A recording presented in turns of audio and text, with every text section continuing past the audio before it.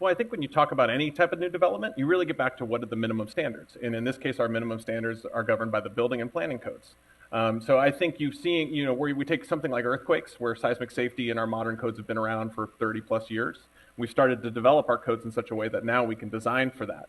I think sea level rise, we're sort of where we are now, kind of like the seismic community was 30 years ago.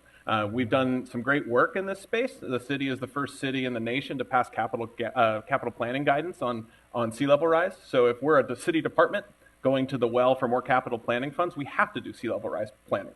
Now that's just the first bite at the apple. That needs to be translated into what really makes sense for folks. But you mentioned Mission Bay. My great-grandfather worked on the railroads in Mission Bay, and there was a reason why there was not buildings there. There was local flooding all the time. It's a bunch of mud. But also you saw the private sector start to respond during the development boom out there. You'll almost never see a basement in Mission Bay. Almost every single building is a slab on grade with piles that go down anywhere from 75 to 150 feet.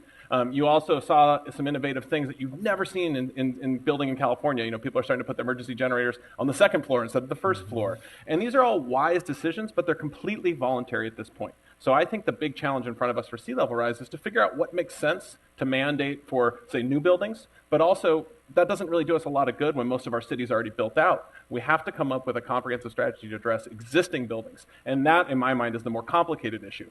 How do you take an old building and start to adapt it for sea level rise? It's a lot easier said than done.